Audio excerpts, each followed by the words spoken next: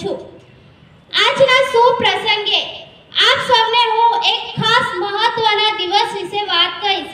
એ દિવસ છે પ્રજાસત્તાક દિવસ 26મી જાન્યુઆરી। આ દિવસ એક એવો દિવસ છે જેમાં ભારતમાં લોકશાહી અને બંધારણનો પ્રારંભ કરવામાં આવ્યો હતો। મારી વાત કહું એ પહેલા હું ઈશ્વરને એટલી પ્રાર્થના કરું છું કે આપણો ભારત દેશ હંમેશા સમૃદ્ધિ અને શાંતિની દિશા તરફ આગળ વધી રહે। હવે તમે જો વિચારતા હોય કે આપણે પ્રજાસત્તાક દિવસ શા માટે ઉજવીએ છીએ, તો તેના જવાબમાં છુપાયેલું છે કે આપણા ભારત દેશનો સંઘર્ષ અને સંક્રાંતિની કહાનીઓમાં।